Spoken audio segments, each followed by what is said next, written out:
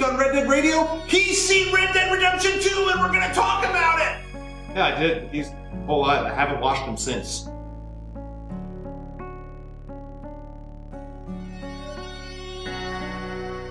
Hi friends, welcome to Red Dead Radio, the Red Dead Redemption podcast. I'm your host, Jared Petty, and as always, we're going straight to the Wild Wild Guest. We're going straight to the Wild Wild Guest. We're going straight to the Wild Wild Guest. Yeah! That was incredibly intense. Really? Yes, good God, man. I'm passionate about video games and guests. Guests like you. Who are you? Hi, I'm John Ryan. You are John Ryan. John Ryan, you are here because you know a whole lot about Red Dead Redemption 2. I do know a whole lot about that cool video game that's coming out in like 6 months from now. Not even that long. 5 months from now. Yeah, five and some change. Okay, so the fact that you're having to estimate right now already means the real issue for me is that it's just not already October the 25th. Is that it? Yeah. That's my real problem. Okay.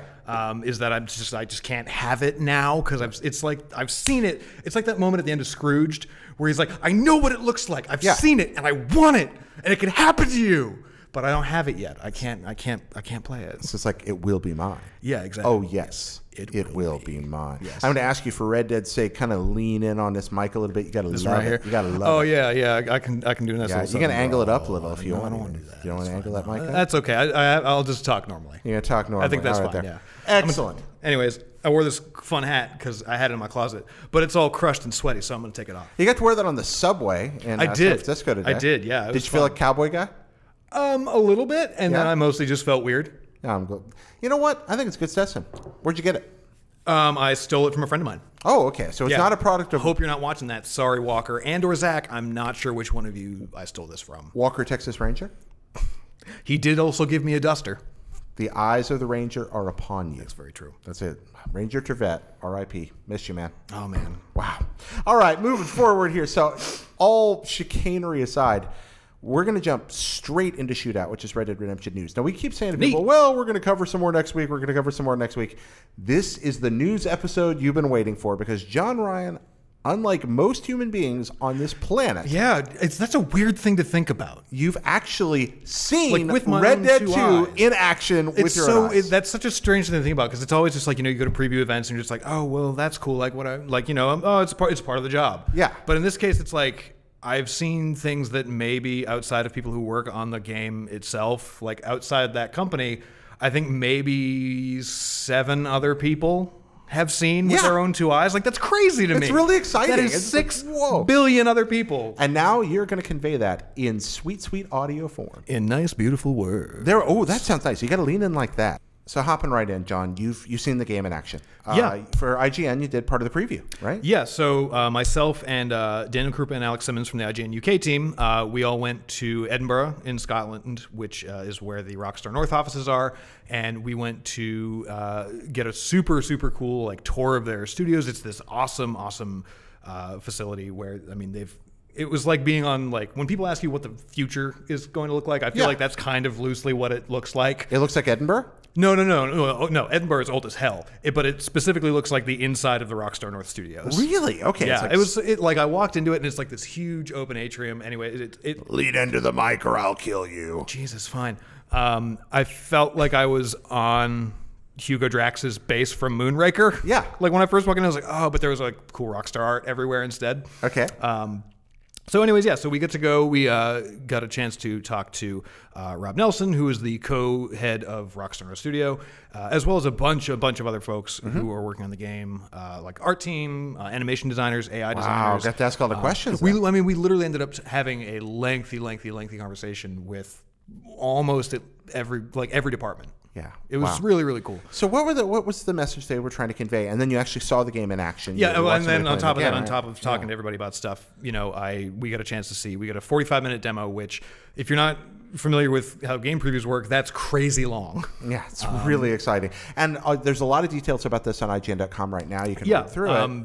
I'm happy to be here chit-chatting with you, but you should also go to IGN.com, check out the stuff that I put up and that Krupa put up and that Simmons put up. A lot of great preview content there, as well as we talked about it on Unlocked. The Beyond crew talked about it for a bit, and then also the IGN UK team did a whole special podcast about it. Well, let's hear your direct impressions. I want to know, without even, I'm just going to open the floor here and kind of say, John just ran about this game for a while. Hoo boy. First and foremost, you know the life of a guide writer, which I do. I write a lot of IGN's wikis. I'm terrified to write the guide for this game. Is that a matter of scope? Yeah, I mean, a matter of scope and a matter of depth. Really depth more than anything else. Okay. What do you mean by that? So it's a hard thing to try and explain everything succinctly. Okay. You know, the ways that the systems sort of all layer and stack on top of each other, I don't really know where to properly start on that front. I'll tell you what, there's you know about the new AI system relatively, the interaction system with the NPCs. Let's assume the audience doesn't. Okay. There is the way that you interact with NPCs in Red Dead, and not just like secondary characters or people who are crucial to the plot experience, but just like NPCs, like people who in GTA 5 would just exist on a sidewalk for you to hit with your car or try and avoid if you're a good person. Now that's not just a meat bag anymore. Okay, that's a person. It's a person, and that's the whole crux of it, is that they're really trying to create this super detailed, it's surreal in the sense that it's the Old West, but you're also it's just very lifelike. Is this Westworld? Everybody's got a backstory. I mean, kind of, yeah. Like, yeah. I don't think it's fair to say, you know, it's Westworld specifically, but like that's kind of an apt analogy. You know, it's one of those situations where you go, like, so on the demo that we had, we saw basically we took Arthur Morgan, who's the new protagonist.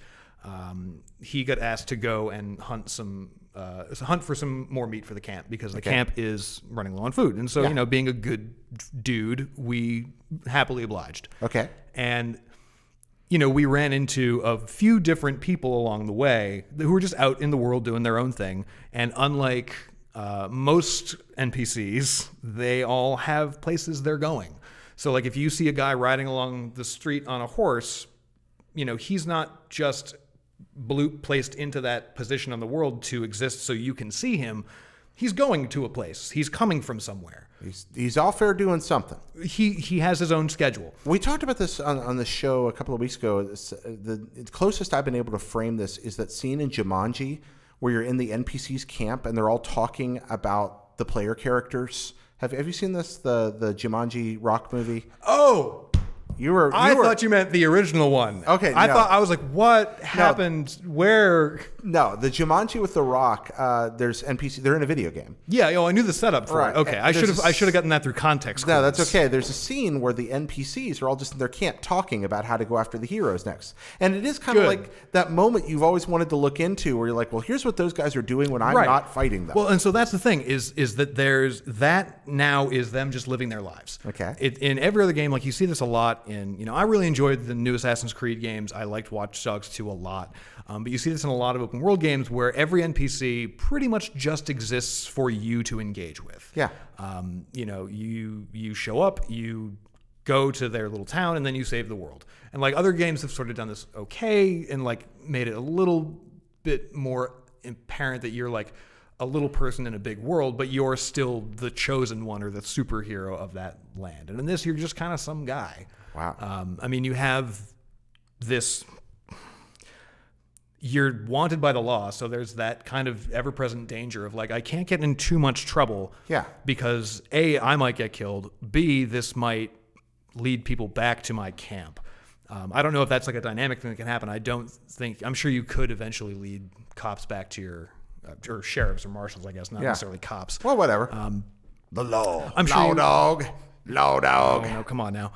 I don't know if the posse will like show up and affect the camp in part of the story. Yeah. Because the way that sort of functions is that, it's a Rockstar game. You're supposed to be able to go out, do whatever you want, fuck around, and then progress the story at your own pace. Yeah. But instead of it being this weird thing where like in GTA 5, like if I wanted to switch to Trevor, I would just go and be a fucking psychopath for months at a time. Okay. And then eventually I would go back to Michael and they'd be like, oh, it's the very next day from the last mission. Yeah. Even though it had been 7, 8, 9, 20 day night cycles by Yeah.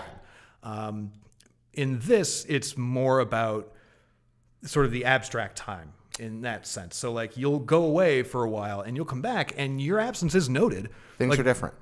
things are a little like not massively different. Yeah. But like things are changed because, while you were there, maybe the watch shift got changed up. Like maybe somebody new is responsible for getting firewood. Also, depending on how long you've been gone, and that means you haven't been there to help with camp. So where the fuck were you, dude? Like, it's not necessarily, I don't think, going to affect like big, heavy story beats. Yeah.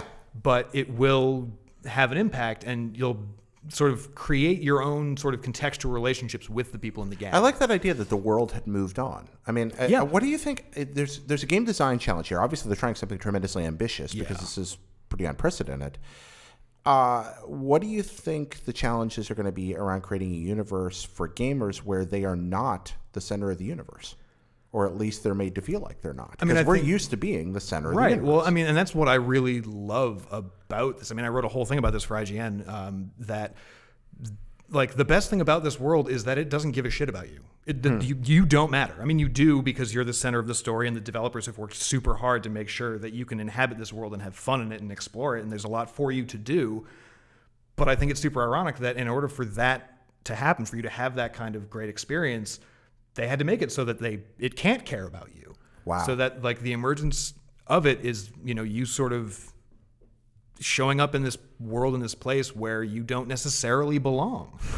Like one of the things that they were talking about, like, for example, if you want to go out in the world and cause chaos, as is many want to do in Rockstar games, if you like walk into town and you start hooping and hollering, like the sheriff will come over to you and be like, hey man, is there a problem? Like, can you stop it? Like, don't be a dick.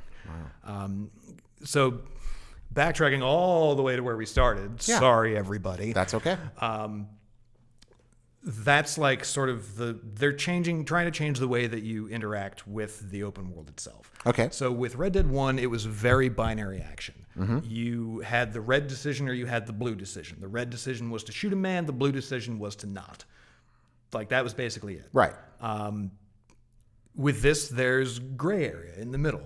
Like, you can have a conversation with somebody instead of just shooting them. So, like, we came up on somebody riding along, and in our case, we found this dude who was fishing on the side of the river. And, like, we rode a little bit past him, and his camp setup was there. And we just started robbing him because he wasn't around. And so we were like, oh, whatever, we're going to take his, oh my God. Let's take his stuff. We're just take his stuff. But also, super quick shout out to crazy attentive level of details on this front. Like, it wasn't like in the first one where it's just like there's a box that looks like every other box to pick up. Okay. There's a little animation for opening. It's just like Arthur just like kneels down and like he's got all of this like custom created furniture, like, camp furniture. So it's like little tiny chests of drawers, small pouches, satchels, everything. And he independently like opens each bag, like opens little drawers, like rifling through all this stuff, actively rifling through everything. Wow. And it's like all dependent on like what you're choosing to go through. So anyways, the dude's adorable yet stupid dog followed us. Okay. Because we attracted his attention while we were riding by on horseback. And the dude naturally saw his dog get really upset, and so he followed with us. And so he shows up, and he's like, what the fuck, guys? Come on, like, you're right. And he goes to start leaving, and so Arthur just turned, like, instead of, Red Dead 1, your option would be to either let him go and be a witness, or shoot him in the back. Right. And instead, he basically, like, whipped around and was like, stop moving, stop. And the dude, like, turns around. And you can, instead of just shooting him, you have the option to be like, no, you know what? You're not going to tell the cops. Because I could kill you. I don't want to, but I could do it. And then depending on who that random dude is, like all the NPCs essentially have a type of personality. Yeah. Which is not transparent on the surface. No. Right. You can't like look at a dude and be like, oh, that's a bad guy. That's a good guy. That's a coward. That's a brave guy. They're just fucking folks. And so this dude kind of happened to be a little bit of a coward. And he was like, okay, like eventually we're like, we could kill you right now. And he was like, okay, it's fine. I'm not going to say anything. But then to like add insult to injury, the guy who was playing our demo, the guy who was playing our demo was like, you know what? No, give me your fucking money. I'm going to rob you. That's so mean. It was so mean. But the dude was like, what? He was like, give me your money. And he was like, okay, God. And like threw him a bag of coins. And like Arthur was like, that's right. And like he just turned around and walked away. And that was the end of it. Weird. Okay, and is that's gonna be affected as personality type and the history, and if you encounter so that's the fun thing is yeah. that it's I don't necessarily. It sounds like they're not gonna like basic NPCs, just like random fucking guys that you meet out in the world. Like it doesn't sound like they're gonna necessarily remember every single detail of your interactions. But if you run into that same guy by sheer happenstance in town again, like he's not gonna like you. He might not remember why, but. Yeah, he's going to be pissed at you. Like, if you saw him and you walked over to talk to him, he's going to be hostile. He's going to be like, no, I don't want to fucking talk to you. And I assume some of this is going to feed into the context of time of day and other history and mood and other things. Yeah, I have to assume so. That's like, neat, it all depends. Web. Well, because the world itself runs on a schedule. So, like, you're like to meet different people out in the world during the nighttime than you are during the daytime. Right. Like, at, daytime, you'll probably see a lot of shopkeepers around town. You'll probably see... some lawmen, some sheriffs. Yeah. But at night, you'll probably see a lot of drunks. You'll probably see a couple of courtesans. You'll probably meet a bunch of the more nefarious members of society. I love that you use nefarious. I love that word. It's a great word. We're going to take a break here for just a moment because we have to. But we're going to hop right back in with more Red Dead Redemption news from somebody who's seen it firsthand. Thanks. And we're back. All right, John. So that was a fun break. Yeah, it was. You told us a little bit about how the systems of interaction work. Tell us about Arthur. Who boy, he's a fucking strong dude. Strong? What do you mean? Well, okay, so I mean that's just like one of the first random tidbits. Like, so the whole demo was like him hunting.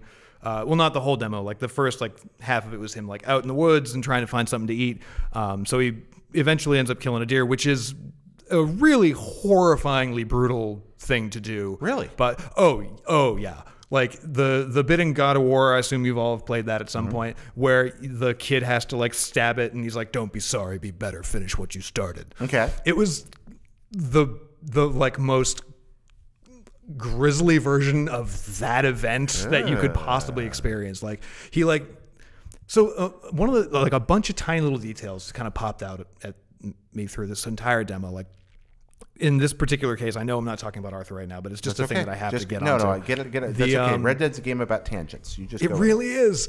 The world itself, just like the little details and interactions and little touches that they've added to it are really cool.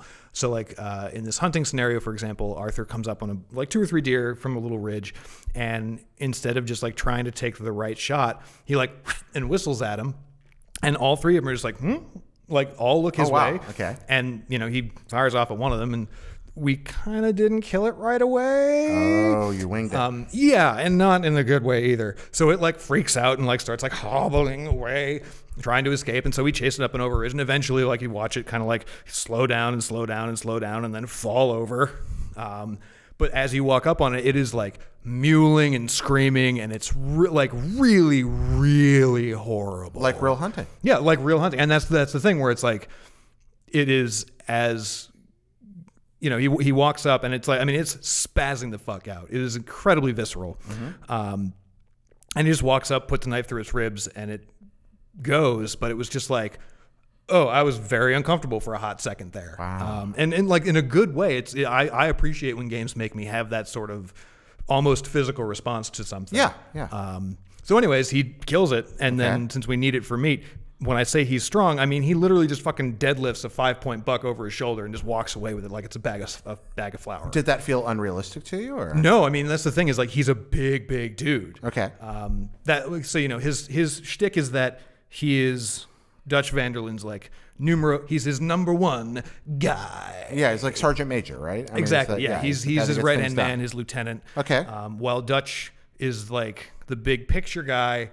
He's more of like the day-to-day operations. This job is happening. This is who needs to do it. We need to make sure that everyone's like accounted for, taken care of, and looked after. Did you like him?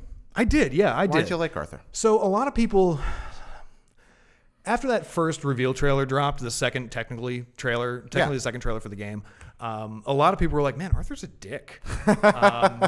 And, you know, I was one of them at first because I was just like, oh, like he just seems like that whole bit where he's just like, maybe I'll keep her in black on your behalf. And I'm like, oh, why are you so cruel at everything? And then, you know, we learn a lot more about him in the second, not about him in the second trailer, but like about the events of the game in the second trailer, or in the third trailer. And we learn a lot more about him just from talking with the folks at Rockstar. And it's like, you know, he got kind of brought into the folds of Dutch's gang, like as a literal child, not necessarily like 17 or 18, like a young adult, but like a kid. So this is like, it's the only life he's ever really known. And more importantly, the gang is the only family he's ever really had. Okay. So, you know, these are the people he loves. Exactly. And it's one of those situations where, you know, you see a moment like the Keeper in Black moment from that second trailer, or him grabbing that dude like, where's our money? Just a side note, that's just always stuck in my head on permanent loop whenever I see a picture of Arthur. Yeah, because I was cutting a thing. Where's my money? Because I was cutting a thing for IGN one time, and it was like a Snapchat thing almost. Okay. And it just kept looping that one little bit, just like, where's our money? Where's our money? Where's our money? It was very good. It drove me mad. Yeah, I can tell. Yeah, just a little bit. Do you have that loop still? Like, no, I burned it, and the computer that it was on. He's a madman. God. Anyways, so seeing those moments again in that context of knowing that it's less about him just being a dill hole and instead doing what it takes to protect the people he loves. Like, he's still like a hard dude. Like, he's still he's not someone that I would probably want to be friends with. Were I someone who lived in the 1800s. But I get why he's doing it. Well, I like Western gang films, which obviously, you know, The Wild Bunch comes to mind immediately, Butch Cassidy and the Sundance Kid. But the dialogue from the Red Dead trailers around the gang, as much as anything else, is reminding me of kind of a weird combination of some of the more poetic, you know, fire stuff from the yeah. Obviously, the that's grandiose, kind of Dutchness of it all. The Dutchness of it all. That's definitely got a little more There Will Be Blood in it. But but I also like some of the more rough stuff. Really is Bonnie and Clyde-ish. It reminds me of that film a lot. In the dialogue from that. So it reminds me. It's maybe not a weird anecdote, but the thing that I kept thinking throughout the entirety of, like, the time that I like just spent with the game and talking to them. Yeah. When I walked away from it, I was like, you know, I know it's a cowboy tale and it's similar in a lot of ways, but like, this is a pirate story. And, you know, I get, like, sure, pirates are kind of the cowboys, but in boats. Yeah. But this is really like looking at sort of the big picture of things for the gang itself. Like, Dutch's whole ideal, like, Dutch is on an ideological, Jesus Christ. On an ideological level, Dutch is trying to just like provide a life for these people that is like just free from what he believes to be the super corrupt rule of government. Yeah. So it's like he's the ultimate libertarian. They're trying to build, pretty much, like they're trying to found their own Libertalia in California. Yeah. And so this sort of notion of striving for that, but also being stuck where they are, hunted by the law at the same time. Like, there's a lot of stressors at play there. Well, the West was a place where people did try to form kingdoms, you know, a couple of times. I mean, the Salt Lake City exists because a group of people who were persecuted decided, well, screw this, we're getting out of here. Yep. And they went off to effectively found their own civilization so far away that they thought no one would care for a very long time. And Western expansion happened faster than they thought. Yes, it did. And they built some nice tabernacles, though. They did. They did a lot of things. I think about Wild Wild Country. Have you watched that on Netflix? No, I haven't. That's about the Rajneeshis in the 1980s in Oregon. Okay. A group of people that came over from India and tried to form a commune in the American West on a ranch. And the ridiculous chicanery and fantastic story that arose around that. The idea of trying to build their own ideal civilization in the middle of nowhere. And what came out, it's an interesting series. Yeah, it's a modern day Western. Cool. That sounds great. It's on Netflix? It's on Netflix. I'm going to check it out. Yeah, and so should you. Yeah, it's a really interesting piece. It is. But yeah, I mean, and so, you know, I see why folks might consider Arthur kind of like a bad guy. Like, not necessarily like the reformed, like the romanticized version of the like reformed outlaw that John was in the first one. Instead, it's, you know, it's being kind of stuck in the middle of this world that is constantly just trying to kill you. Yeah. And not in the sense of like a zombie apocalypse scenario, but literally just like everybody, if one of those NPCs in town knew who I was, they would spit at me, they would hate me, they would call the sheriff immediately. Yeah. And like it's that notion that the noose is just kind of ever tightening for every second that you're not on the move towards where you want to get. They're after you. There's no escape. Exactly. They're constantly coming. And you may deserve it, but that doesn't mean you'll want it. Right. And that's, there's that. I mean, the third trailer, it starts with that, you know, we don't want to kill you. But we will. But we will. We'll do it. And that's the thing. It's like, you know, you look at the Keeper in Black line, you look at Where's Our Money, you look at even the bit in the very beginning of the third trailer where he's like, we're not people, we're ghosts. Mm-hmm. It's that notion of this is the hand we've been dealt, and it's going to really suck to make a good play out of it, but we've got to try. Do what we can. I like that. I like that element. I think that'll be a compelling thing to be a part of. Oh, for sure. And I think it's going to lead to some really interesting interactions within the gang itself. Like, on a personal theory level, I think that the end of the first trailer, the one piece of voiceover in it is like, you know, when it all goes to hell, like you got to run, you got to don't look back. This is done. This is over. Yeah. Personally, I feel like that's Arthur talking, because we know it's Arthur, but I feel like that's him talking to John at the very end. But like, I'm really curious to see like when you have formed all these relationships with these people, because like, you know, you do get to know everybody from the first gang, for the first game, who was part of the gang. Right. But like through a very different prism. You know, like Bill Williamson, for example, in the first game, he is this sort of bombastic, cruel, like really powerful outlaw. Yeah. And in this one, he's just kind of a dipshit. Right. Like he's the Curly of the Three Stooges. I mean, he's still a good Not shot, the Shep? And he's still God no. Ugh, boo. No, Shep can get the fuck out of here. We are not a Shep household, sir.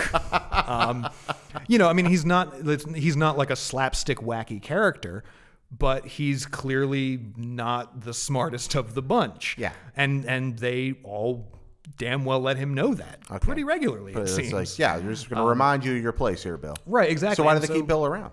Because he's good with a gun and he's handy to have in a stick-up. Okay.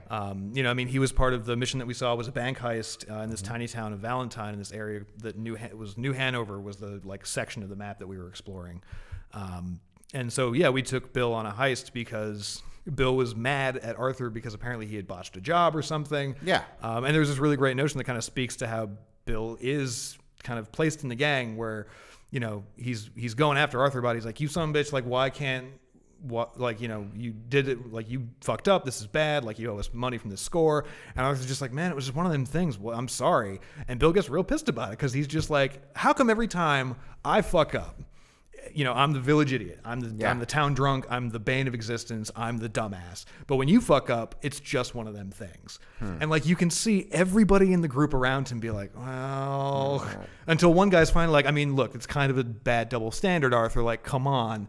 And so you begrudgingly are like, all right, fine, fucking whatever. But everybody fucking knows there's a reason that when Bill fucks up. And when Arthur fucks up, it's usually just one of them things. It's very Jane Cobb. I think very much. Bill is that. I think that's the most apt description I've heard. Bill Williamson is essentially the Jane Cobb of Dutch's gang, but go ahead. Without the redeeming qualities. Okay, because Jane does have Jane ultimately does have a soul. Well, I don't know if Bill does. He's the hero of Canton. Mm-hmm.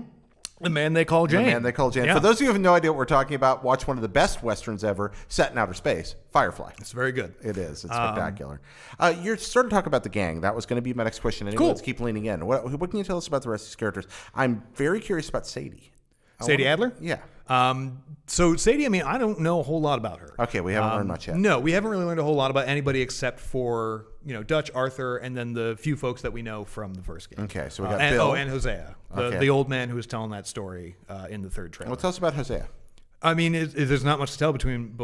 There isn't much to tell about him besides what we saw in that second trailer. He's like he might be the oldest member of Dutch's gang. We're not super sure, because that is sort of the story of how they meet in that trailer, where it's like they were two independent con men trying to rob one another. Yeah, and they both. I love the idea of that moment where they're both just like, wait a minute. Yeah, and like they both have their guns surrounded, like, come on, and then become best friends.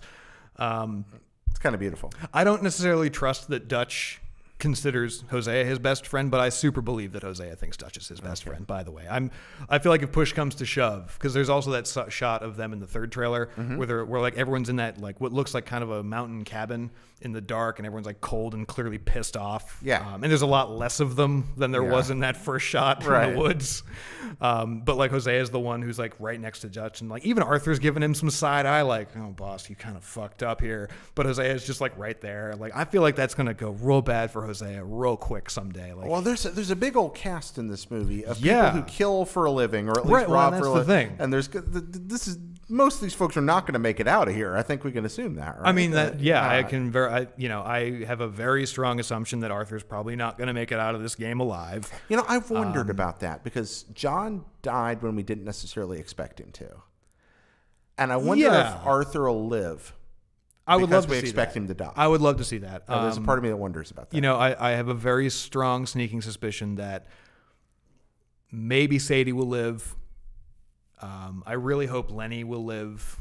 Why do you hope Lenny lives? Because I liked Lenny. He was just kind of like chilling in the background. He was the dude that stood up for Bill. And I have to kind of respect a man for that, to the point where he's like, you know what? This guy's a fucking idiot. He is the piece of shit of this whole gang. Like, of all of us, he's probably the worst guy here. But you know what you can't do? You can't treat him worse because of it. And like, I think there's something very noble about that. I like Lenny. What about young Dutch? What's he like? I mean, young Dutch is that...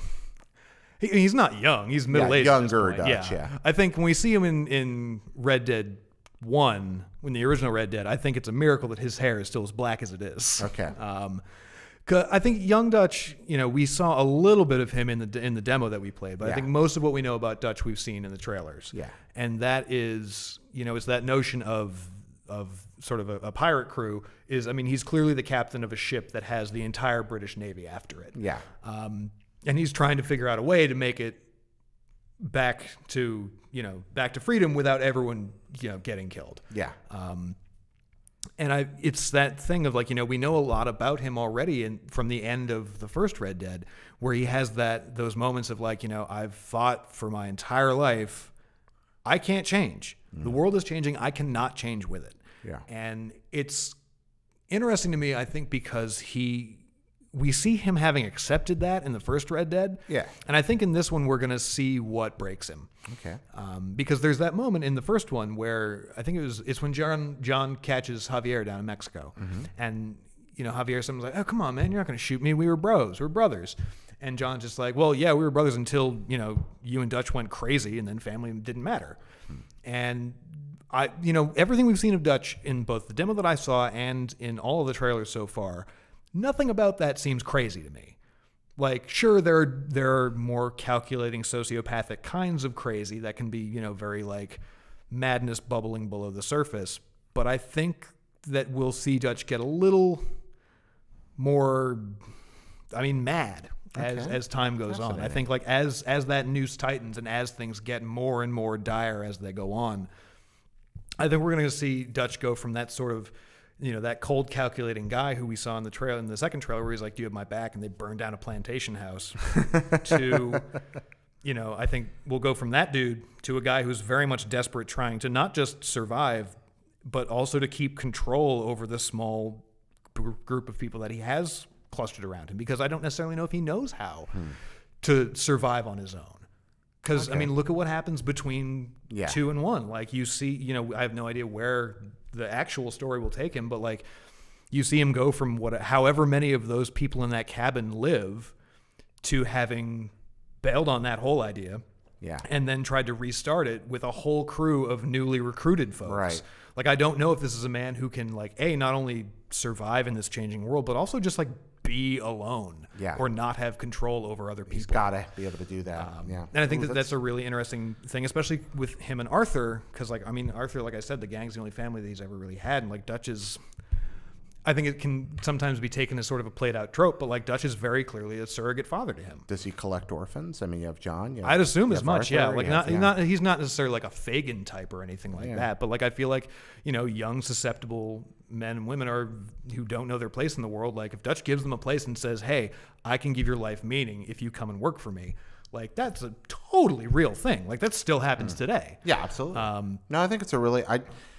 We're going to stop on that point for a moment and take a break. We'll come back soon with even more Red Dead Redemption. Stick around. Before we move on to our next section, I want to thank our Patreon producers. What? Indeed, the people who make this show possible, like Austin Riley, Jonathan, Austin. Robert Nieder, Ed Calderon. These folks and more, those folks who give on Patreon, make Red Dead Radio possible. And you too can help us out at reddeadradio.com if you want to, and I hope you will. If you're enjoying the show, please. This is how I make my living, so I hope you will. I was going to ask if there was a way that I could help be part of that. Can I give you money? Like I don't have anything in my wallet right now because I'm. Yes, you can always give me money. Perfect. If you wish to give me money, Great. I will accept it. Here are my credit cards and driver's license. Thank you. I'm not going to do that because you might see the numbers. I'm going to do like trust Arthur. you. Give me your wallet. Exactly. There we go. Take there it. we go. See, look at that. Look at that. I figured out his profile. You're stealing because you love people. That's the whole point. That's why it's okay. That's why it's justified. So we're not following our usual pattern for the show. We usually have a very segmented show, but you've seen the game, and there's so much to tell. I'm sorry that I'm ruining your... You're not ruining anything. This is a blowout. That's the idea great. here, okay? This is not our regular format. Of course. But I do think that it's pretty rad that we're going through this. So finishing up with the gang, and then I just want you to talk, if you don't mind, about just some of the points that jumped at you from the demo. Oh, for sure. Yeah, of course. Any other characters you want to talk about? I like Uncle a lot. I still really like Uncle.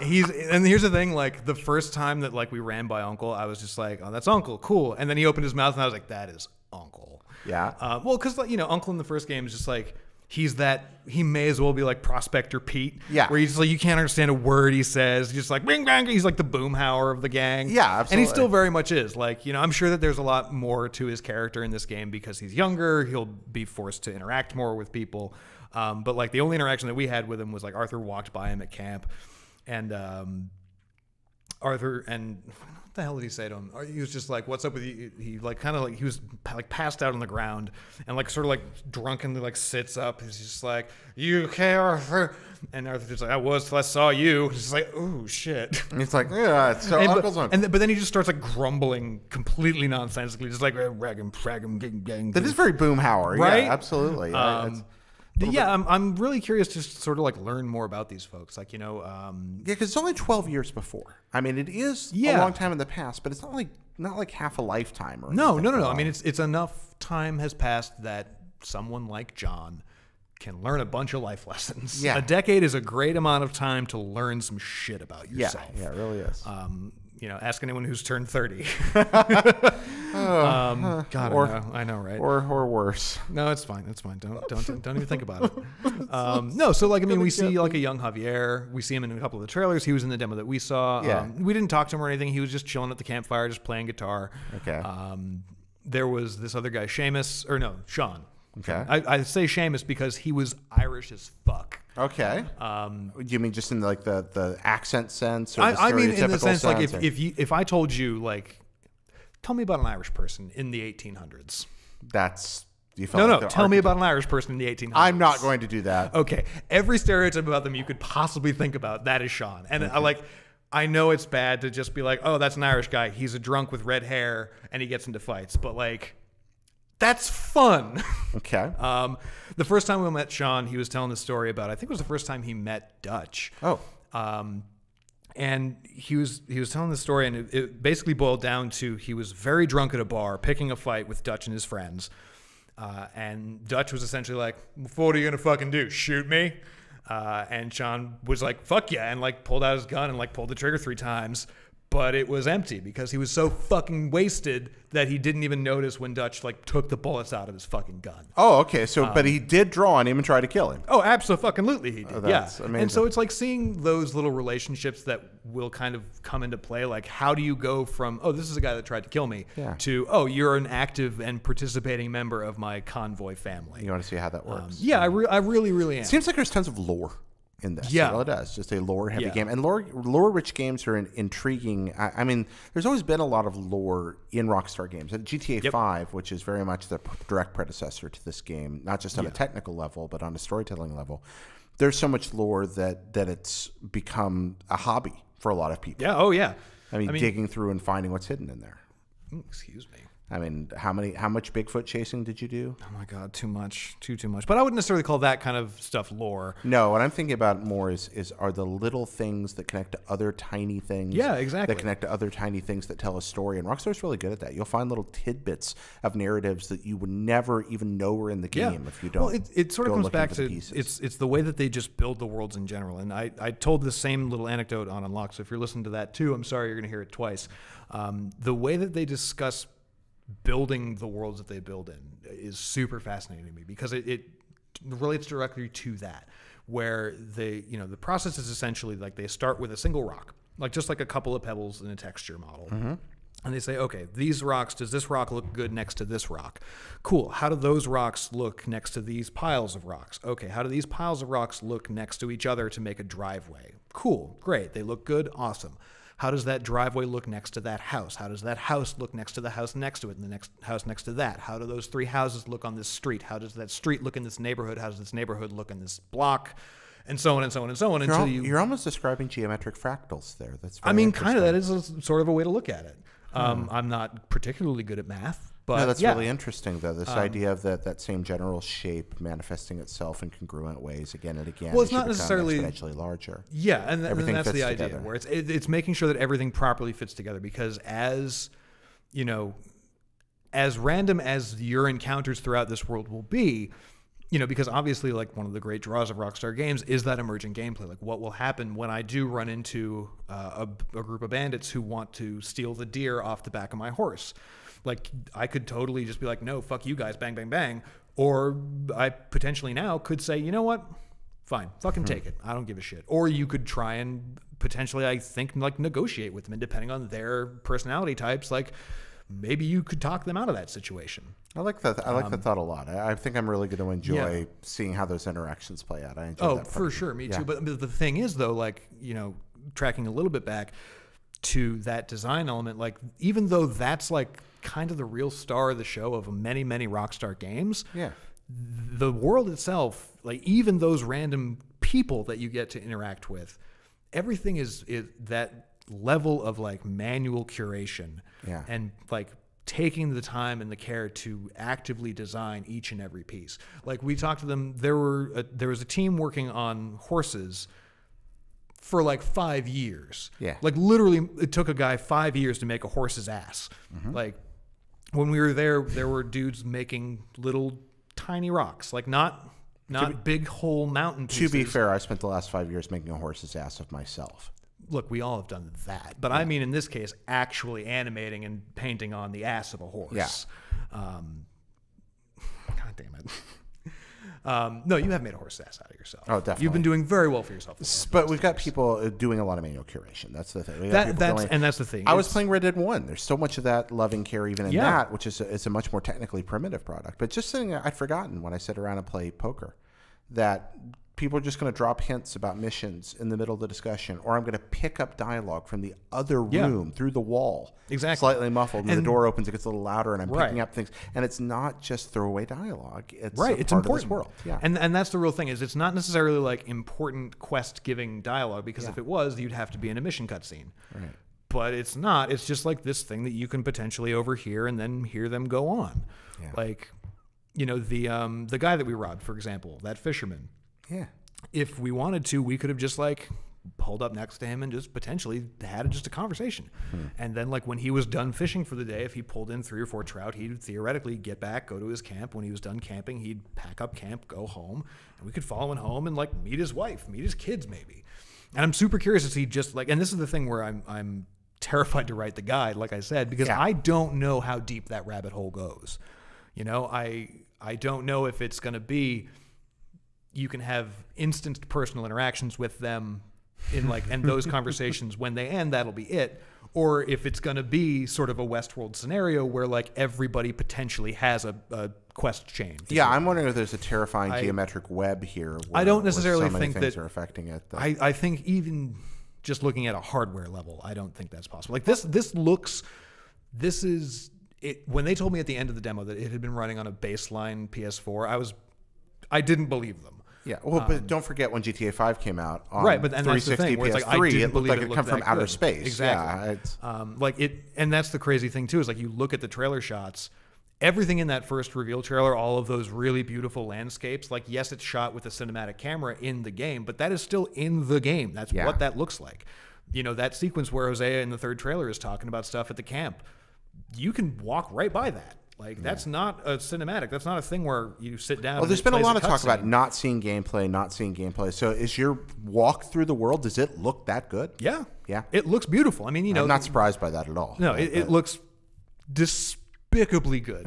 Like, it was one of those things, like, I felt almost bad saying it, but I was like, this has no right looking as good as it does on that hardware. Because, I mean, it really is gorgeous. And it's not just the fact that it looks really good, because you can make a world that looks pretty on games like, you know, God of War on PS4, the base PS4. I was blown away.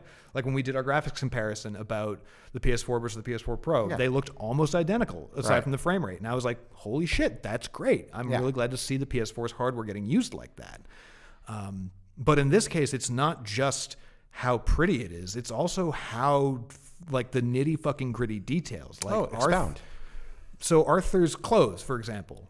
I mean, it's a small fucking detail. Anybody would have forgiven Rockstar if it had just been like, if I'm going to wear this shirt with a pair of suspenders and pants, that outfit is going to be one just piece of character model rendered. But instead, it's not. They're actual pieces of clothing, each one independently rendered. Like your suspenders will shift and move on top of your shirt. Your gun belt will shift and shimmy along under your ass. Like your canteen bottle will jiggle and fucking shit. Your hat can get shot off in a shootout. Like, this reminds me of discussions when I went to ILM for a movie thing once, back when I worked at IGN, and they were talking about hair and individual things that were dangling off certain characters, and how proud they were that rendered in a movie, pre-rendered. Exactly. So and talking that's the about thing, like, somebody doing that on this kind of hardware. Seeing that being done dynamically, it's just like, holy shit. Like when I ever saw, you know, what the fuck was it? The first Tomb Raider reboot. Like Lara Croft's hair physics was like a whole thing. And then they eventually updated The Witcher 3 with Geralt's hair physics. And that man has beautiful fucking hair, by the way. So do you. Oh, thank you. Wish I did. You can have some of mine. I'm getting a cut this weekend. I'll take it. Great. I'll just paste it on there like a treble. Sounds good. Perfect. Don't wear a tribble on your head. There's trouble with tribbles. There is some trouble with tribbles. What other little details like that you know? Well, I mean, that's the thing. Is it's like, so that in and of itself, like, kind of blew me away. So, like, the horse. Oh fuck! I completely forgot about the horse. Oh boy, You forgot about the horse. But like little details, right? What do you mean I forgot about the horse? The horse is this whole fucking thing. Like, so Red Dead 1, it's a horse. It's basically a car from GTA. Yeah. You call it when you need it. You ride it from A to B. Sometimes it gets shot or hit by a train. Yeah. In this, it's like its own. Your horse is a fucking character now.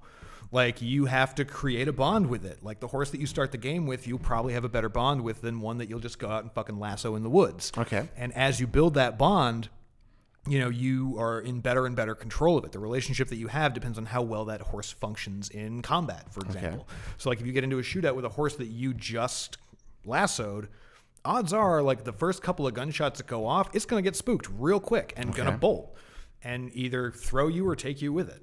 If you have a really good relationship with your horse, though, if you've taken it through a bunch of situations that have made it like trust you more, you'll have an easier time of reeling it in. Like a bear kind of like came out of the woods at us during our demo, and it like the horse was visibly like, oh shit. But instead of like completely freaking the fuck out and like spinning away and running off, it like, you saw Arthur be like, hey, it's okay. It's all fine. We'll ride this way instead.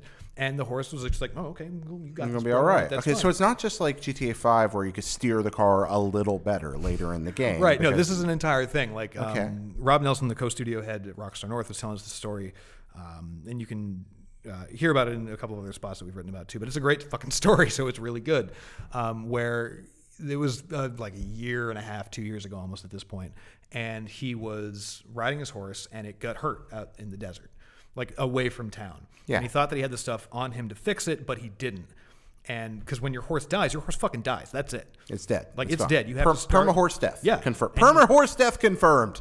And but you have to start again with another horse. Okay. And so like to that end, like if it's a horse that you've been with for the entire game, like that's important to you. That's Yeah.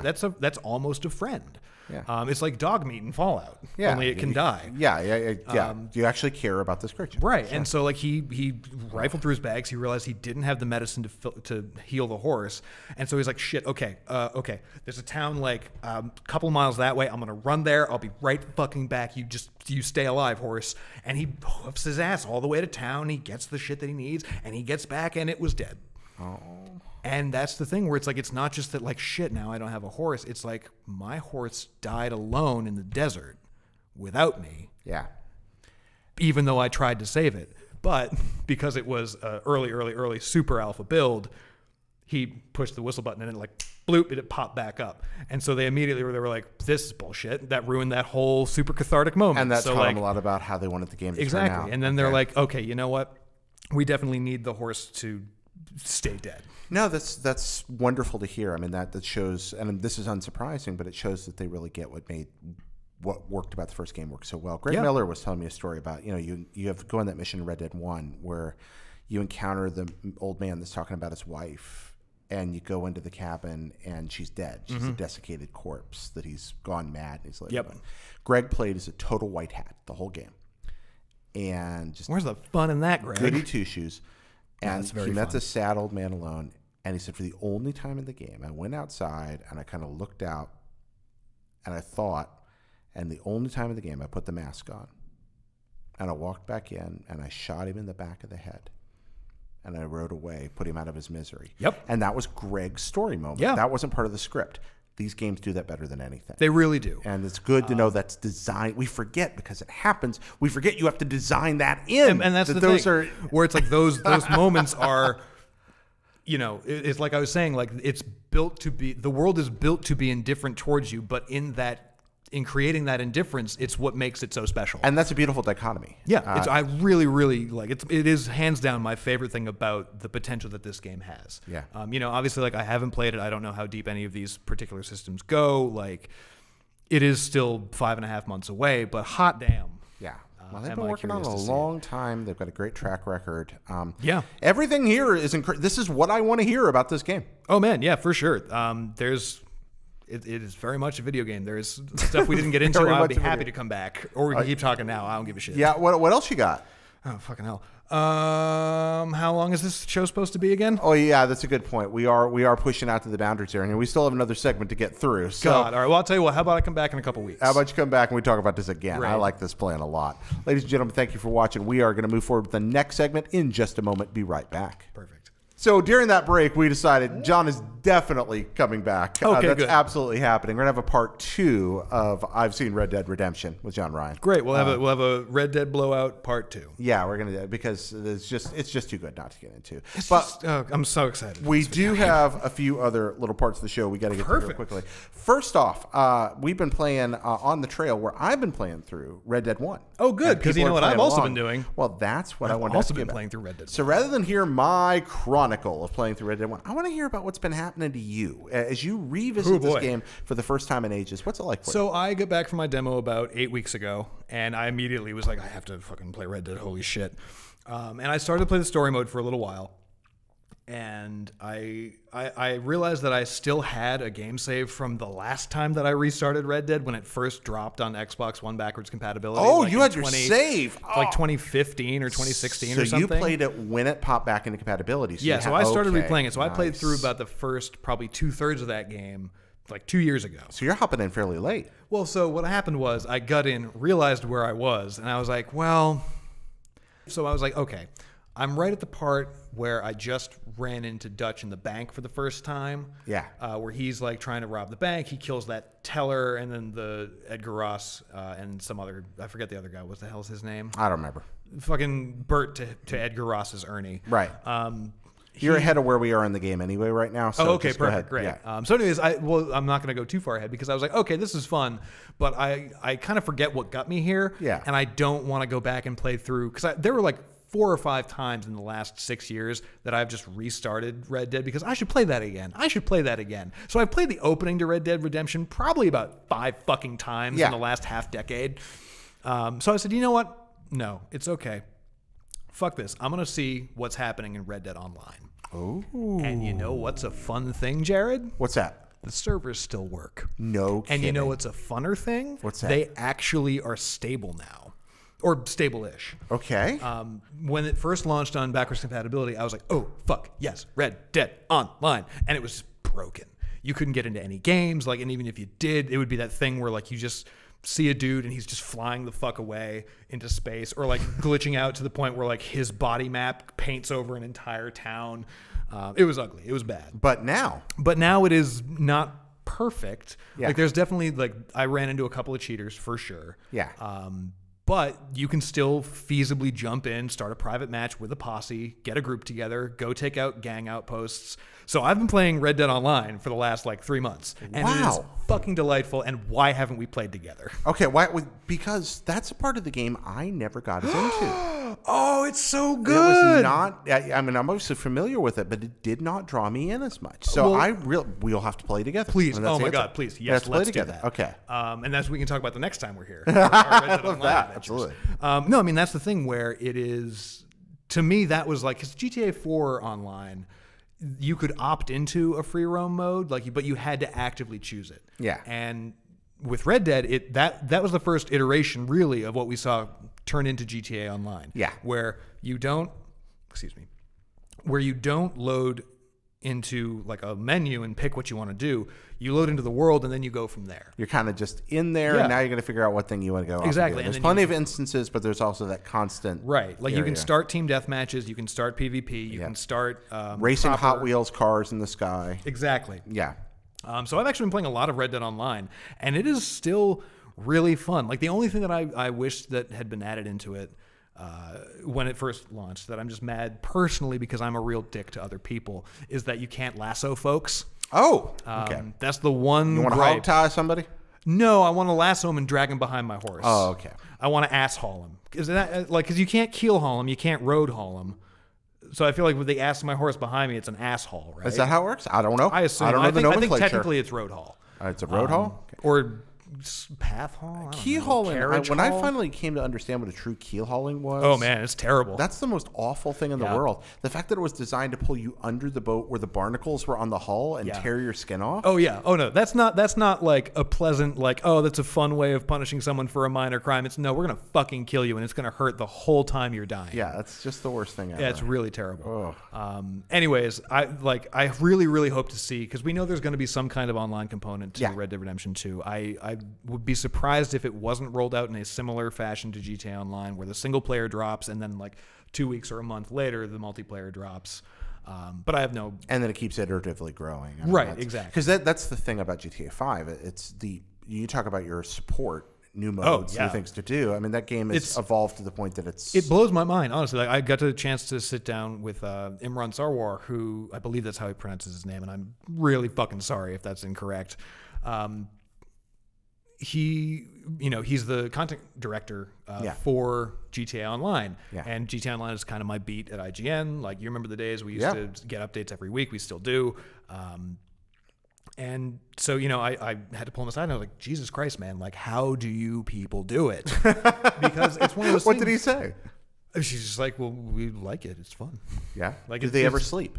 Probably not. Okay. I don't know.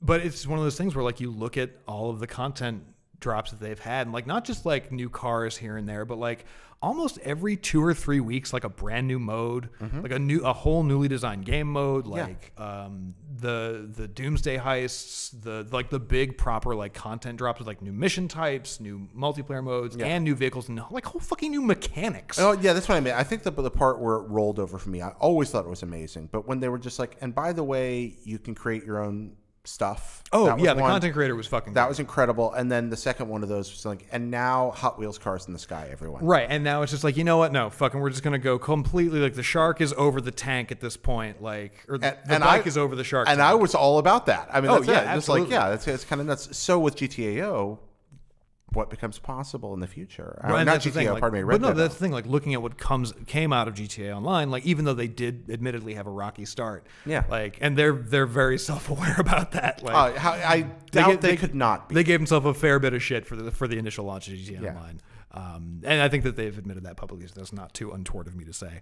But yeah, so like looking ahead to Reddit Online, like I'm sure that the modern side of things in GTA will probably still keep getting supported, but also like, I'm really curious to see, like, will we get a content creator for Red Dead Redemption 2 Online? Like, what will that look like? Because how many things can you do in that world? Like, I got some ideas. Oh, no, look, I'm curious to see how it's going to go.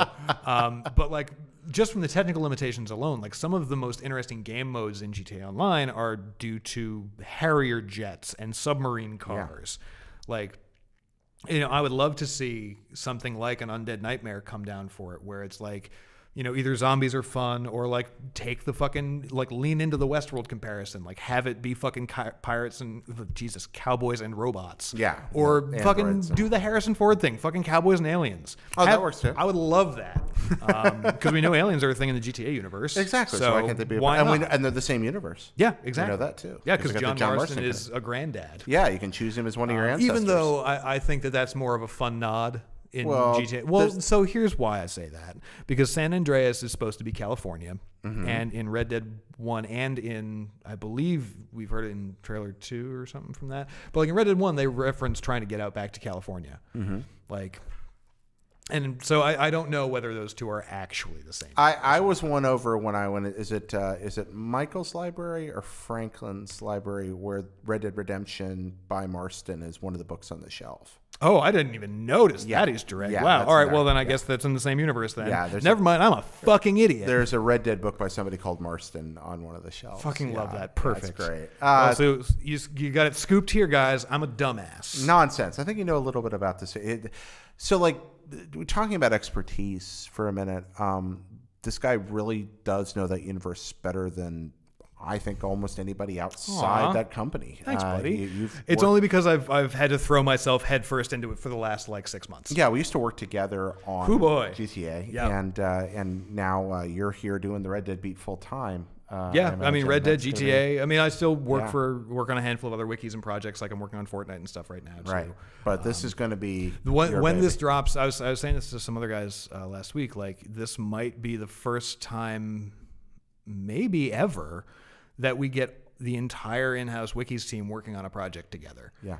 Because I don't think you were Fallout 4, and that wasn't the full team. Yeah, I don't think that was the full team. Because we were on GTA 5 Brendan helped some with Fallout 4. But, yeah, well, that's the thing. Is like it was teams of 2 for the most part. Because it was you and Brendan, and then I was on something else. Yeah. And then GTA was you and I. GTA was you and me. Metal Gear 5 was you and me again. Yeah. And so anyways, like, that's the thing where it's such a vast project. It really, really is. And I think, you know, again, we talk a lot about hype, but there's a big difference between what we want something to be and what it looks like something is going to be when we have a reason to trust. And now we have a reason to trust. And that's the thing is, you know, there's a lot of times when being a member of the gaming press, I see and think that folks are right to say, like, this is a game that's getting overhyped because there could be a lot of problems with it. And about probably half the time, those problems end up being the case. But the nice thing is with their track record, like I have none of those concerns about this based on what I've seen, what I've heard, and what they've already shown us in the last 15 years. Did you have fun meeting the people who make the games? Oh my God, of course. They're great. They're great human beings. And like it was really cool to be invited on a studio tour and to see all this stuff. But it was really like I've been on a few studio visits in my time in the gaming industry, and this was far and away the most transparent, open, welcoming visit that I've ever had. And it blows my fucking mind because, Rockstar is traditionally a very secretive studio. And I think that's sort of the part of the reason that happened. Like, not only to show us, like, really what they're working on, like, the tone of it, the scope of it. Like, the fact that there's a fucking team of dudes building, like, fist-sized rocks, sculpting them individually just so they can roll down a hill. Yeah. But to remind you that, like, those rocks are made by people, that people actually make these games. It's not just this giant factory printing money that is also putting out video games. There's, like, people working round the fucking clock. And the cool thing, too, is that, like, previously, I think Red Dead 1 was Rockstar San Diego? And then GTA 5, I believe, is Rockstar North.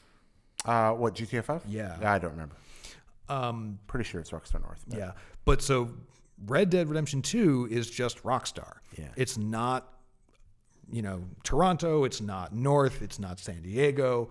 It is the whole company working round the clock for 8 fucking years, like around the global clock. So it's like when they get up in the UK, they've got emails from Australia. And then at the end of the day in New York, they have emails in LA. And it just kind of rolls. Right. And it's not like the global development cycle is something that is very clearly done by a lot of studios. But it's not an easy thing to manage, especially. No, but the other thing too is, like, you look at it on the scale of it, like Ubisoft is one of the studios that I think utilizes the global development strategy really, really well. Yeah.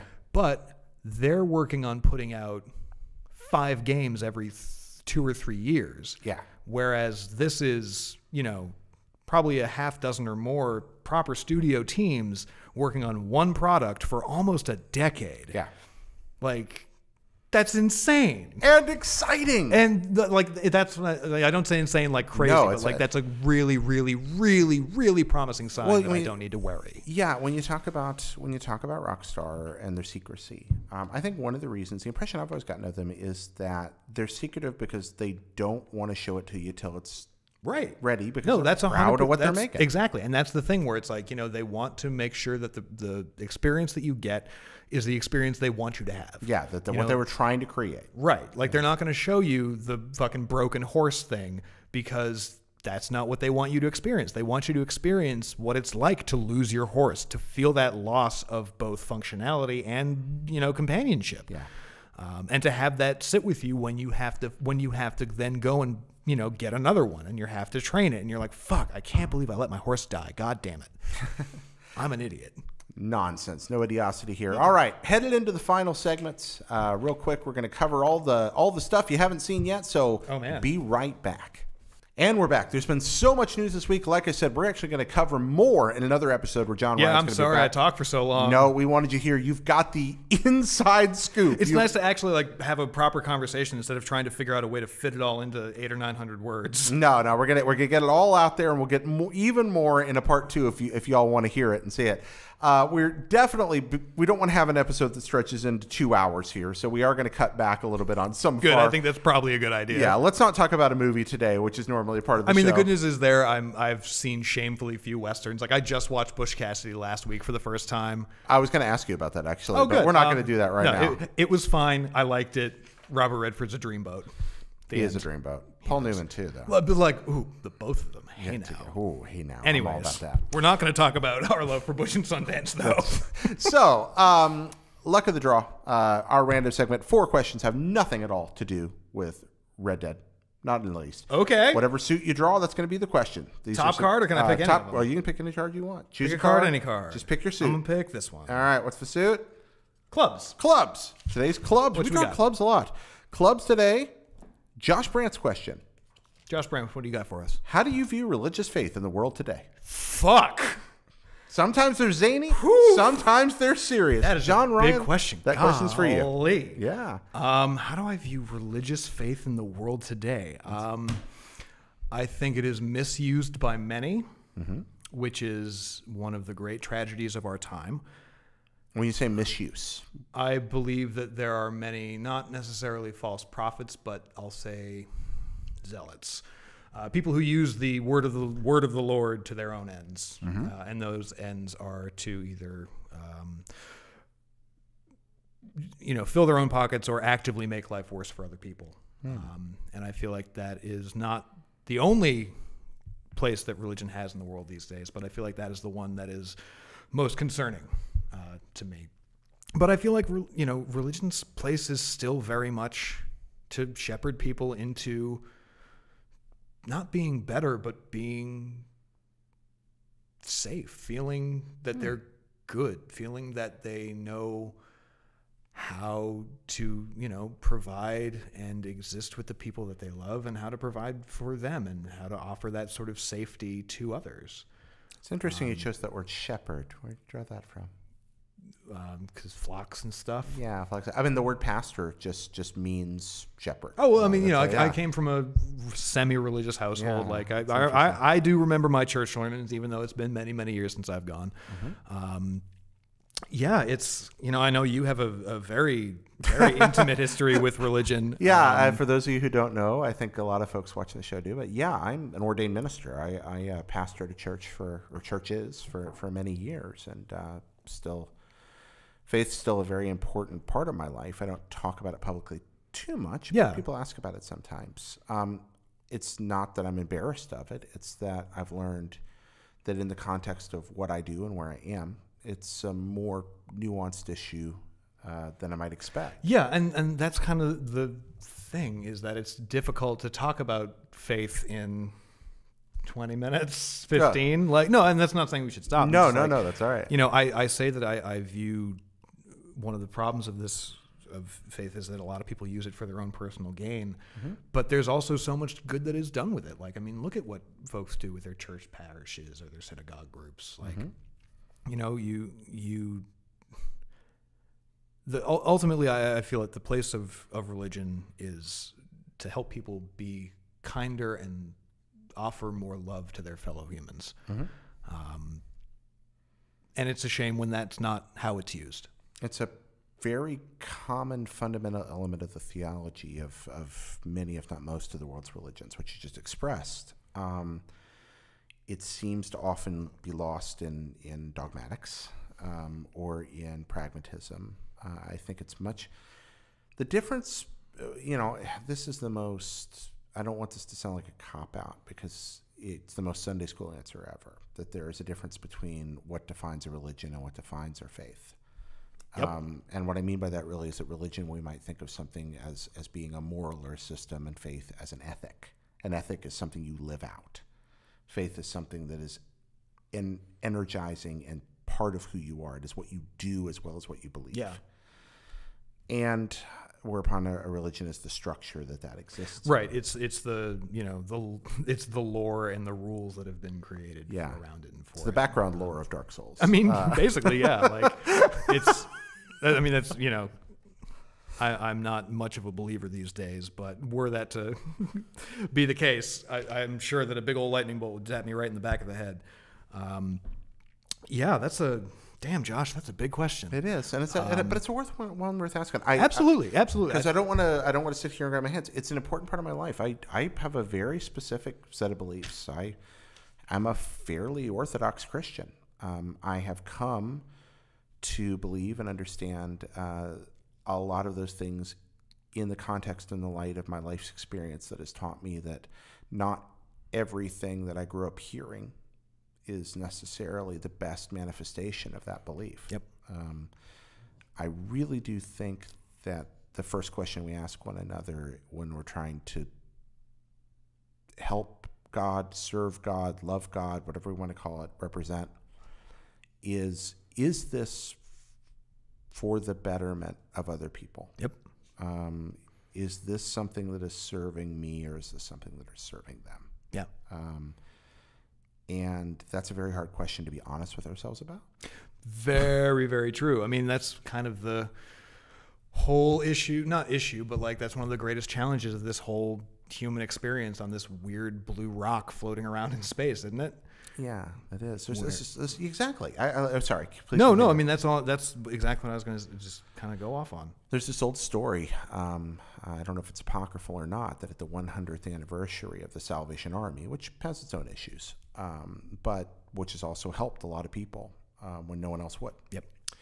That at that first 100th anniversary celebration, that the Grand General of the Salvation Army was going to deliver their vision for the next century. They were 100 years old.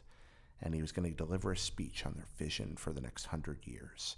And there's this convention with thousands of people gathered together, and they were all ready to listen. And after all the fanfare, etc., the guy walked up to the podium, and he walked up and stood in front of the mic, and everyone got quiet. And he delivered the vision for the next century. He said, "Others." And then he went and he sat down. And that was... I like that story. I like that story a lot. Yeah, I mean that's kind of the thing where it's like, I myself am not,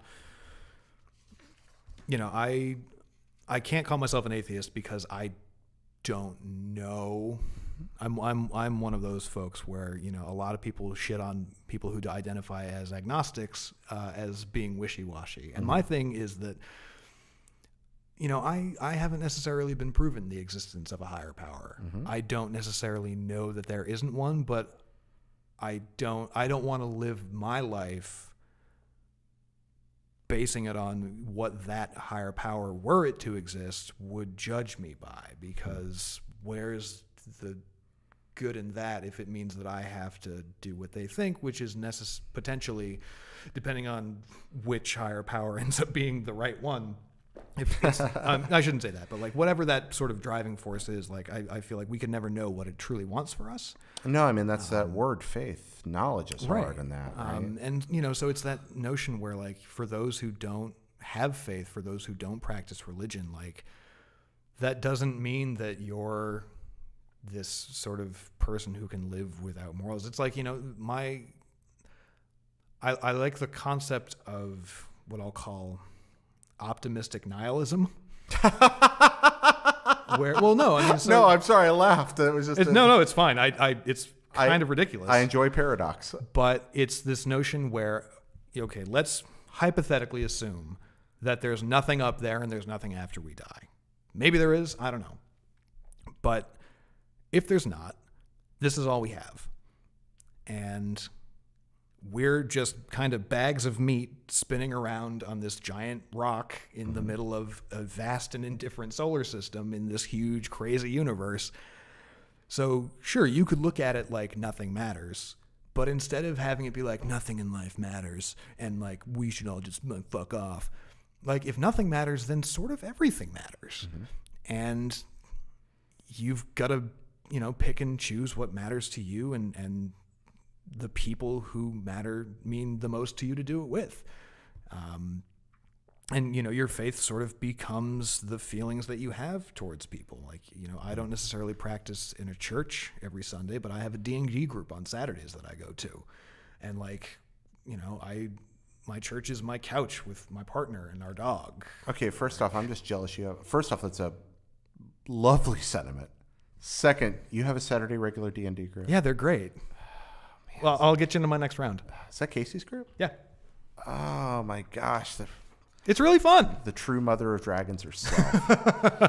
But no, I mean that's the thing is you make the most of what you have, and you.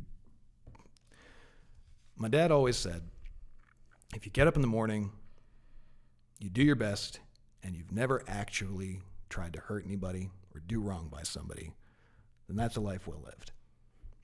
And I feel like that's very much a good expression of faith. And he's a man of faith through and through throughout his whole life. And yeah, I feel like that's sort of where it comes from.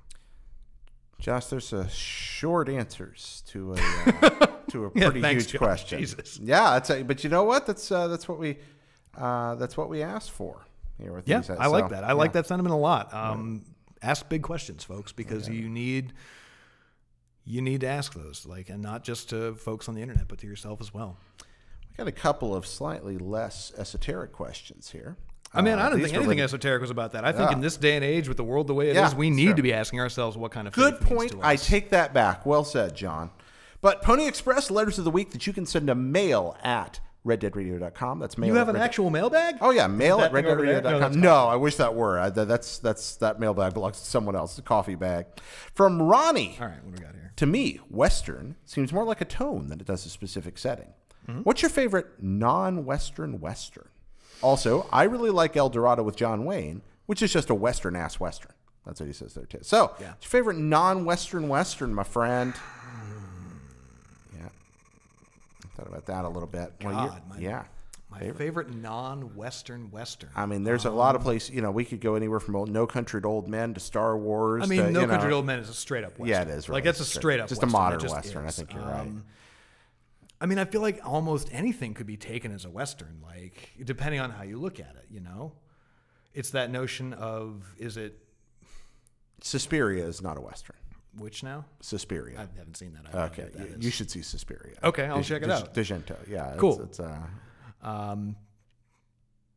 Damn, I don't know off the top of my head. Well, for me, I'm going to hop in, and this is a fairly basic answer, I think. But as many options as there are, I'm going to land on Star Wars because it is so heavily Western inspired. We talked about that some before.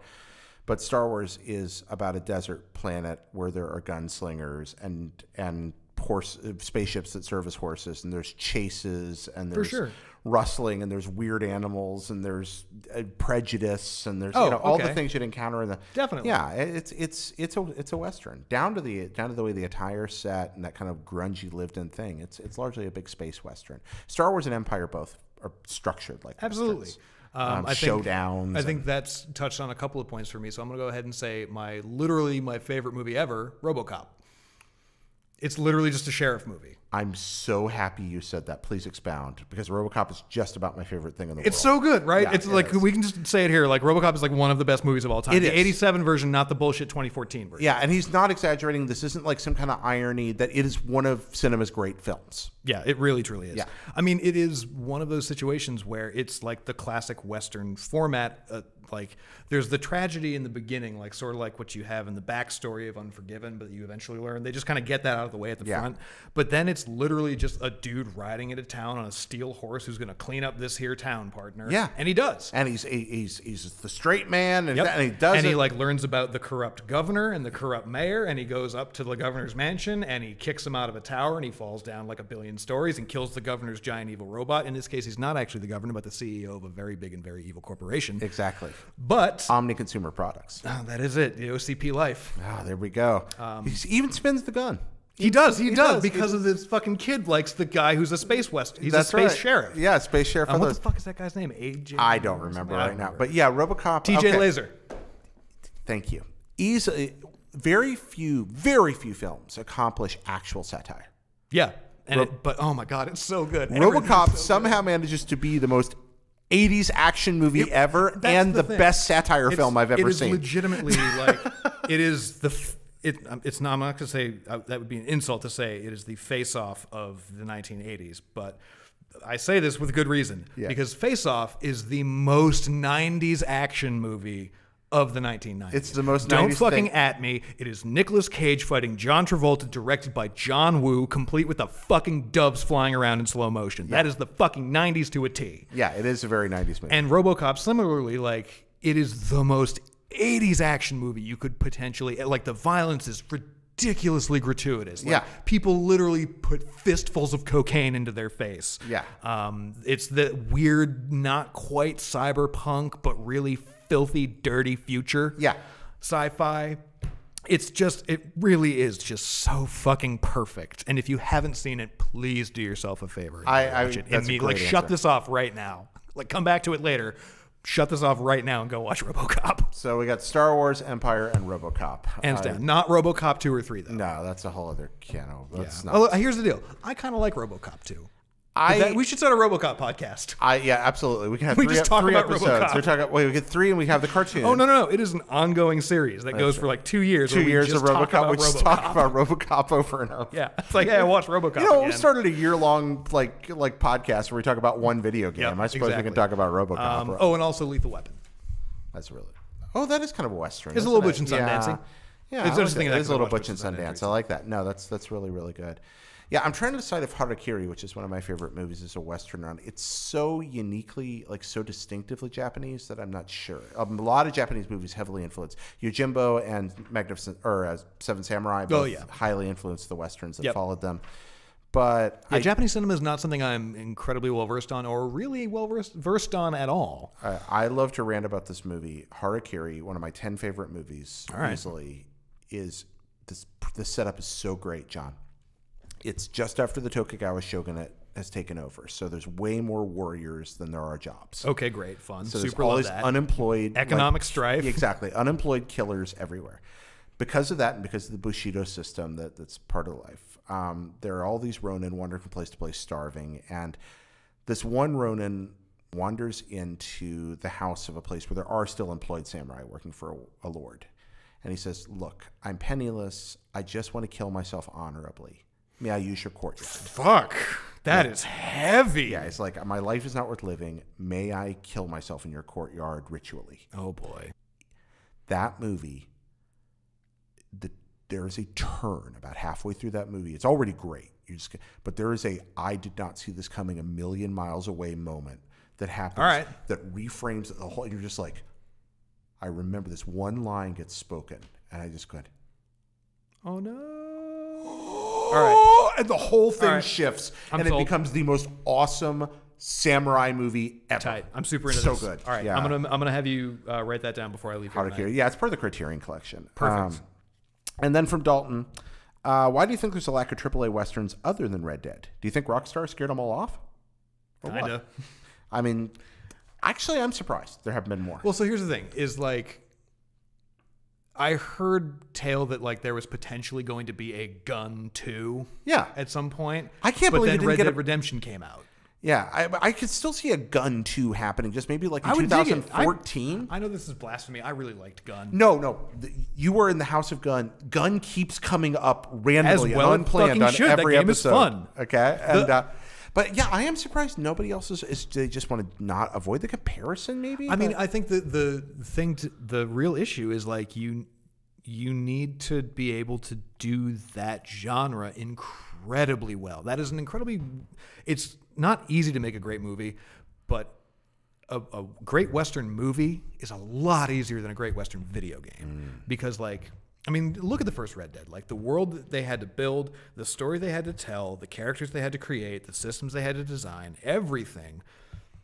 You don't really run into games that have all of those things a whole lot. Yeah. Like, it's tough because, like, you know, you'll look at games that do so much really, really, really well. You know, I mean, the thing is, like, unless you're a studio like Rockstar that has the pedigree that it has, where it says, you know what, no, fuck you, we can take 8 years to make one video game. You have to bring something relatively new to the table, you know? And aside from building a new way that you interact with open worlds from the ground up, there's only so much you can do with that medium, with that setting, with that story. Well, you mentioned AAA Westerns. I mean, I've played a good new Western game this year. It wasn't AAA. What did you play? I played Wild Guns Reloaded, which is a Natsume game that's a very well-done remake of an old Super NES style arcade game. Cool, I'm into that. Yeah, it's lovely. It's a neat 4-player simultaneous kind of gallery shooter with like Cabal rolling controls, and you play as a wiener dog on a flying saucer. I mean, it's great. I'm super into this. Yeah, game. it's a fun game. Absolutely. Yes, it's please cool and game. thank you. But again, not AAA. But that's the thing, where it's like, you know, AAA games, you look at, you know, open world modern day shooters. Every game that's been open world modern and like a third person action game has had some kind of hook. You know, Watch Dogs had the CTOS system. Right. Saints Row was the like just fucking sheer wackiness of it all. Yeah, exactly. You know, you look at even period pieces like Assassin's Creed. Yeah. Where it's just like this huge fucking big ass detailed world. I almost feel like Assassin's Creed would be like the best hope for a Western. Oh, I would love to see that. I would love to see Ubisoft take on a fucking Western. Because that would have a very different vibe from a Red Dead game. If you were an assassin, you could Yeah. totally create that kind of structured experience. And the thing too, where it's like, you know, you could still focus on, like, because they still had big cities and stuff there. Like, Yeah. if you had basically what they did for Assassin's Creed 3, where it's you've got the surrounding wilderness around a town, say, like if it was like the Washington, D.C. area or whatever, or Chicago. Yeah. Whatever the biggest metropolis is that you could get as far out west as you could go. Well, that'd be San Francisco, almost certainly. Really? In the Old West, yeah, San Francisco Let's was say like the 1870s. big city. Yeah, in the 1870s, San Francisco was the biggest city in the West. Okay, great. Well, I'd love to see that. And Yeah. it'd be super easy for them because they're literally right over there. Yeah, so I'd play it. Yeah, 100%. Ubisoft.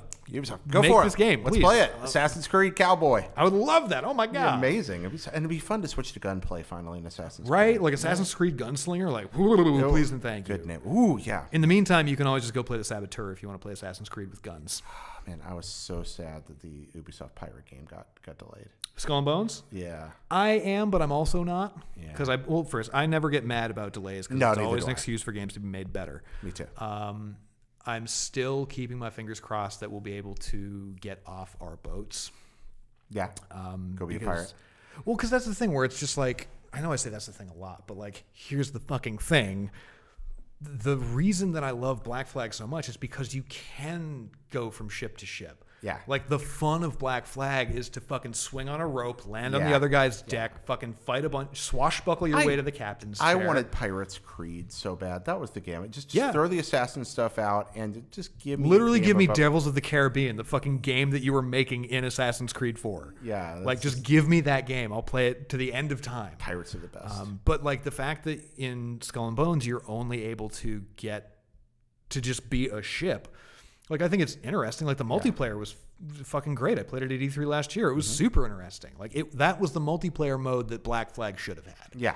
A class-based ship team combat game. A lot of fun. But I worry that,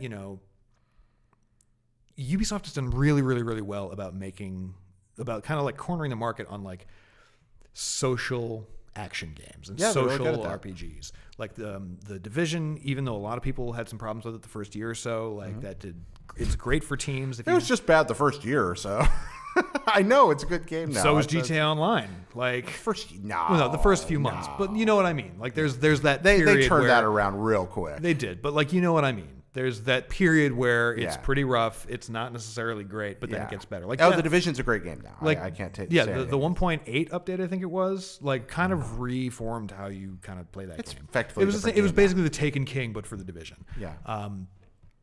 But Final Fantasy Realm Reborn, the Division. boo, get Oh, 14's fine. no. Oh wait, that's the online one, right? Yeah, That's that's the where they took a terrible MMO and made Yep. it a great MMO Yeah, by right, remaking right. it. Yeah, no, there's a lot of that. I think it's a good answer there. But yeah, I think a lot of it is that it's real hard to get money approved for a AAA game, and you can make one argument on one side, hey, Westerns are big right now. Yeah. And the other argument on the other side, how in the world are we going to convince people? But and that's the thing was like that this is- when Red Dead 1 came out, like they had seen Red Dead Revolver was a thing. It Yep. Red Dead wasn't Revolver, great. Gun, Call of Juarez, those had all come out.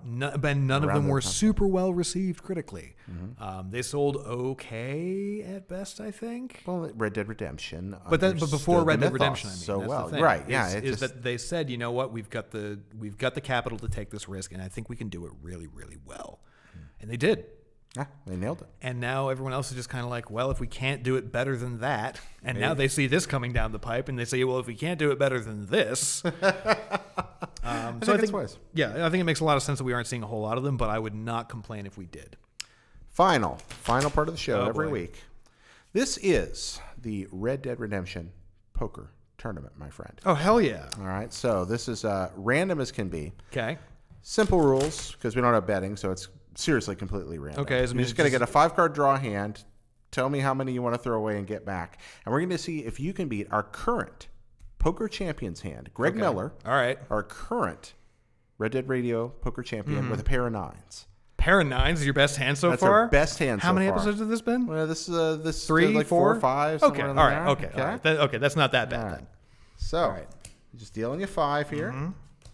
You show the audience if you want. No. I want to see. Take a I want peek. them to see the end result. You see the end result, all right? It's not real poker because we can't bet. Ooh. Uh-oh, you got something interesting? Got a decision to make? I do. I really do. God damn it. Oh, there we go. By You the know way, what? I fucking go big or go home. I want one card. you are the first contestant that we've had that actually knows how to play poker. Okay. I want one card. 1 card. Oh, fucking please. Going big or going home. Please. All right, to get Did you get Shit. it? No, I didn't. No. No, I needed a 7. Oh, what'd you get? Would you go for a straight? I did, yes. Inside or outside? I don't know what that means. Inside straight is where you're trying to get the one number in between some cards you have. Outside straight. Yeah, I was looking for the inside. Never drawn an inside straight in 5. But I told you, go big or go home. No, never drawn an inside straight. That's what I ended up with. I bet on pulling that lucky 7. So what do we got here?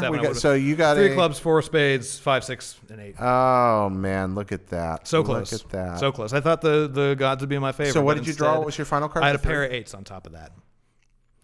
So I traded an 8 for the 3. The 3 clubs. Oh my gosh, that's it's fine. It's fine. I'll be back. I'll be back. Rough. I'll get my straight next time. It's okay. Congratulations, Greg. Greg Miller remains. Glad you're still the poker champion with a fucking pair of 9s. Champion. That's right. Well done, Greg Miller. Congratulations, buddy. Once again, friends, thank you so much for watching and listening to this extra long episode. We'll be back again I'm sorry next about week. that. Yeah, we're here every Friday. Don't be sorry. We wanted that news. I asked for it. You gave it. There's even more to come forward. We'll have you back, John Ryan, to talk about some more. E3 is rushing toward us. Who knows what might be there? Yeah. Is there going to be E3 stuff? I'm so excited to find out. Oh, anyway, we'll get to that. We'll talk about that probably. Am I going to need to take you to a hospital? Maybe you might have to. Okay. Pretty excited about this. All right, that's fine. I'll just get 911 up already.